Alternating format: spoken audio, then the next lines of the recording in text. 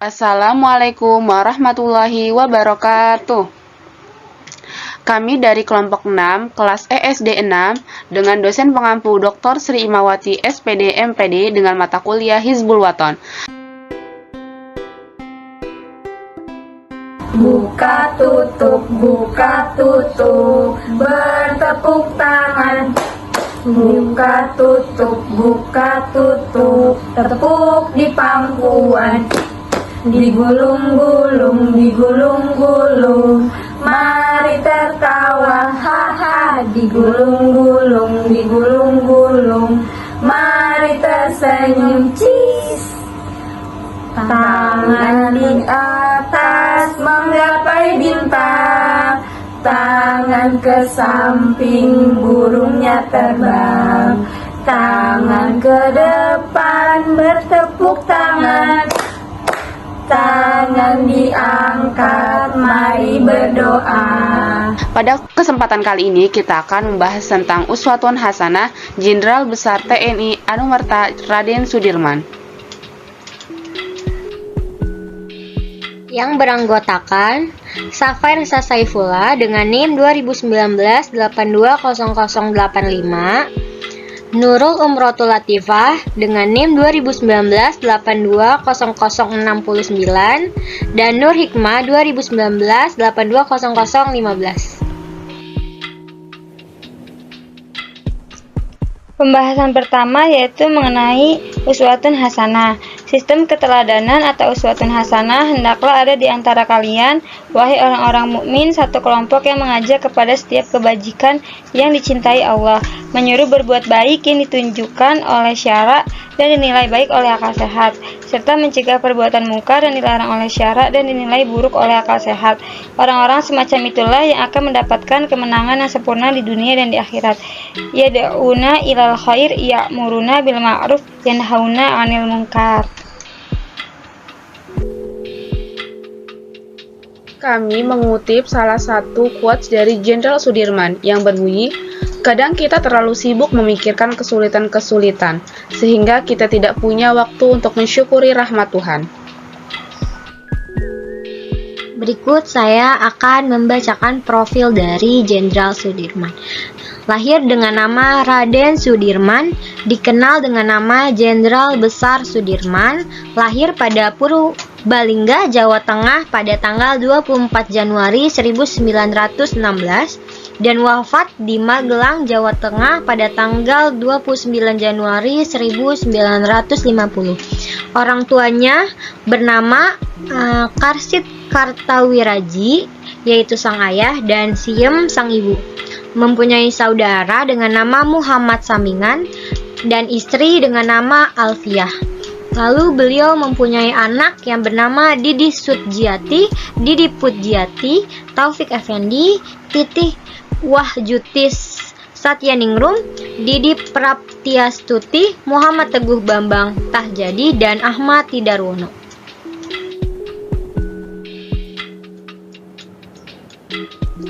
Pembahasan selanjutnya adalah riwayat pendidikan Jenderal Sudirman. Yang pertama, Jenderal Sudirman bersekolah dasar di Hollandhis atau sekolah pribumi. Selanjutnya sekolah menengah di Taman Siswa pada tahun ke-7 sekolah. Pada tahun ke-8 pindah ke sekolah menengah Wirotomo. Selanjutnya, Sudirman belajar selama 1 tahun di Quick School atau biasa dikenal sebagai sekolah guru yang dikelola oleh Muhammadiyah di Surakarta.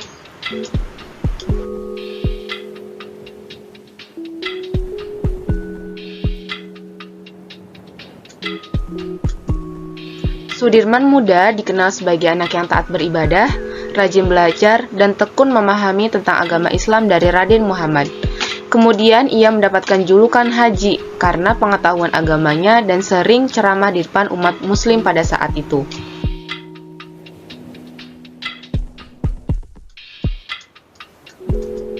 Jenderal Sudirman ikut mendirikan organisasi Islam, yakni Hizbul Waton milik organisasi Muhammadiyah. Akhirnya, Jenderal Sudirman diberi kepercayaan untuk memimpin organisasi tersebut di cabang Cilacap. Jiwa kepemimpinan Jenderal Sudirman sudah muncul sejak ia masih muda. Jenderal Sudirman seorang guru. Guru yang ahli dan sabar, mencampurkan humor dan nasionalisme dalam pelajarannya. Mengajarkan murid-muridnya pelajaran moral dengan menggunakan contoh dari kehidupan para rasul dan kisah wayang tradisional. Sudirman mengajar dengan giat. Oleh karena itu, dalam beberapa tahun, Sudirman diangkat menjadi kepala sekolah meskipun tidak memiliki ijazah guru. Selanjutnya, pembahasan tentang organisasi yang diikuti oleh Jenderal Sudirman. Yang pertama, pada tahun 1937, Sudirman terpilih sebagai Ketua Kelompok Pemuda Muhammadiyah Kecamatan Banyumas pada akhir 1937. Yang kedua, pada tahun 1942, pada saat penjajahan Jepang tahun 1942, aktivitas mengajarnya dibatasi oleh Jepang dan sekolah tempat ia mengajar dijadikan sebagai pos militer.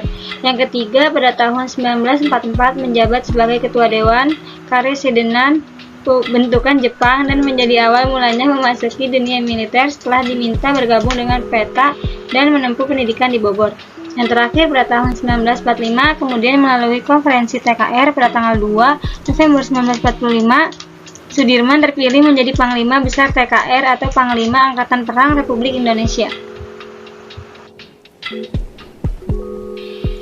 Ada salah satu kata-kata yang selalu digelorakan oleh Jenderal Sudirman yang berbunyi, "Robek-robeklah badanku, potong-potonglah jasadku ini, tetapi jiwaku dilindungi oleh benteng merah putih.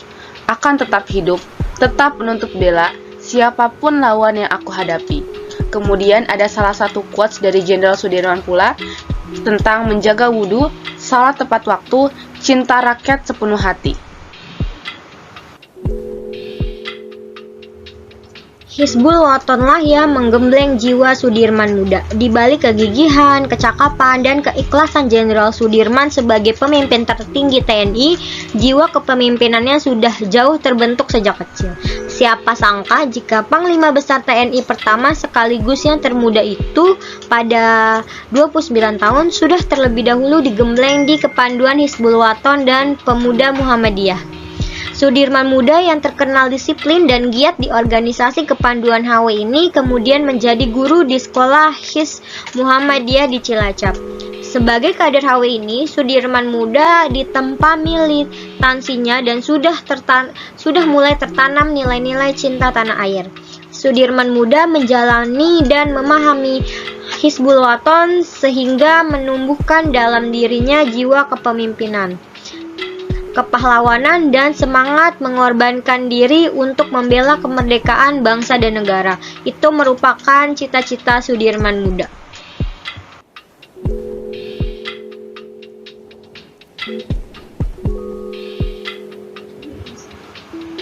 Sejak masa kecilnya di Cilacap, Sudirman memang hidup di lingkungan, keluarga, dan kader Muhammadiyah. Karena itu, sosoknya memang sudah ada di dalam didikan sekolah mengaji metode Quran. Jenderal yang lahir pada 24 Januari 1924 itu dulunya pernah mengajar di Hizb Muhammadiyah dan pernah menjadi kepala sekolah Hizb Muhammadiyah. Karena hal itu pula lah yang tak salah jika Sudirman termasuk sebagai kader utama pergerakan Muhammadiyah. Bakal kepemimpinan yang Sudirman dan ilmu agama yang ia peroleh di lingkungan Muhammadiyah telah menjadikannya sebagai seorang pemimpin yang tak hanya cakap, cerdas, bermental baja, tetapi juga seorang pemimpin yang soleh, ikhlas, dan zuhud. Karakter pemimpin seperti itulah yang akhirnya mengantarkannya ke pucuk pimpinan tertinggi Angkatan Bersenjata Republik Indonesia dalam usia yang masih sangat muda. Tak hanya sampai di situ, sifat rela berkorban dan pengabdian luhur Sudirman kepada tanah air terbukti mampu mengalahkan segala rintangan yang ia hadapi selama memimpin perang gerilya. Sampai pada akhirnya, kegigihan Sudirman bersama para pejuang TNI mampu mengantarkan bangsa ini ke gerbang kemerdekaan yang sesungguhnya. Secara umum, ada 3 kegiatan yang harus diikuti Sudirman sebagai pandu Hizbul Waton. Yang pertama adalah program pendidikan rohani sebagai wahana pembentukan karakter. Yang kedua, pendidikan jasmani untuk pengembangan kesehatan dan fisik. Yang ketiga, program karya bakti sebagai wujud pengalaman pandu. Untuk yang terakhir ini, Sudirman diharuskan aktif di Majelis Penolong Kesengsaraan Umat atau PKO Muhammadiyah yang bergerak dalam bidang mengumpulkan zakat, menyelenggarakan sholat id, menyembelih hewan kurban, dan membagikannya ke warga, ketertiban warga, dan lainnya. Inilah atmosfer yang dimasuki oleh remaja Sudirman pada pertengahan 1930-an. Dalam biografi resmi yang dirilis Pusat Sejarah TNI disebutkan, melalui kegiatan Hizbul Waton, bakat-bakat kepemimpinan Sudirman terlihat. Ia menjadi pandu yang disiplin, militer, dan bertanggung jawab, serta cinta terhadap alam. Dalam satu kisah perkemahan pandu Hizbul Waton di lereng Batur di daerah Dieng, Wonosobo, di versi lain disebutkan perkemahan dilakukan di lereng Gunung Slamet. Terlihat bagaimana remaja Sudirman bersikap menghadapi situasi dan kondisi yang ekstrim. Menjelang malam, turun hujan deras. Udara menjadi sangat dingin. Para pandu rekan Sudirman yang tak kuat dingin meminta izin untuk pindah tenda atau turun ke rumah penduduk. Sudirman tetap di dalam tendanya. Satu rekan Hizbul Waton yang bertugas jaga malam mengatakan sempat mendengar lantunan ayat kursi dari dalam tenda Sudirman. Setelah itu, ia terlihat mengenakan baju hangat dan menunaikan sholat malam. Dalam buku Sudirman, seorang panglima, seorang martir tahun 2012, ditegaskan watak disiplin dan tanggung jawab yang Sudirman miliki hingga menjadi panglima besar awalnya memang dipupuk di kepanduan Hizbul Waton. Di sini Sudirman berprestasi dari seorang pandu pemula menjadi ketua pandu Hizbul Waton Cilacap dan menteri daerah Hizbul Waton Banyumas. Keberadaan Jenderal Sudirman di Hizbul Waton. Spirit Panglima Besar Jenderal Sudirman yang pantang menyerah, membela tanah air perlu diteladani terutama oleh generasi muda.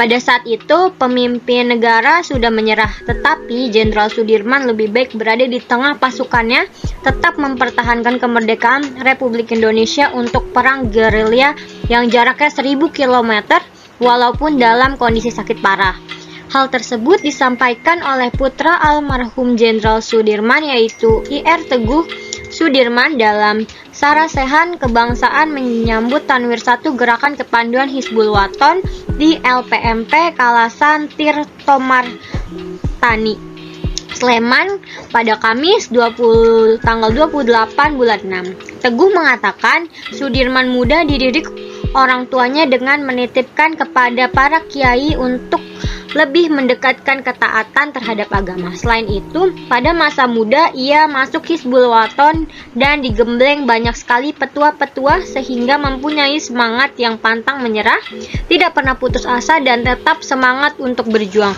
Oleh karena itu, dengan semangat dari Hizbul Waton yaitu cinta tanah air, ini Pak Dirman bisa membentuk Tentara Nasional Indonesia atau TNI dan meletakkan dasar-dasar Sabta Marga, tandas Teguh. Kesimpulan, hubungan uswatun hasanah dengan keberadaan Jenderal Sudirman adalah bagaimana kemudian para kader dan anggota Hizbul Waton di seluruh Indonesia dapat dan mampu meneladani kehebatan dan kiprah beliau. Sudah diketahui bersama bahwa Jenderal Sudirman sangat berperan terhadap kemajuan Hizbul Waton dan Muhammadiyah. Beliau juga merupakan sosok kebanggaan negara Indonesia.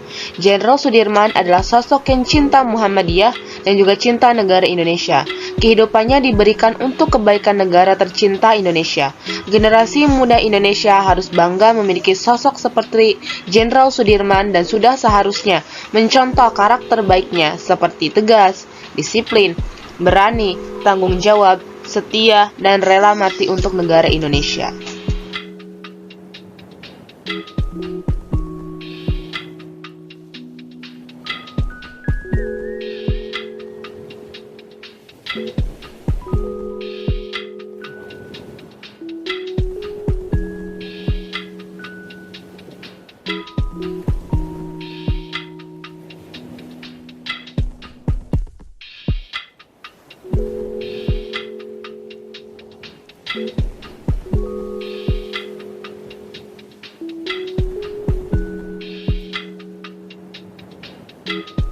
you.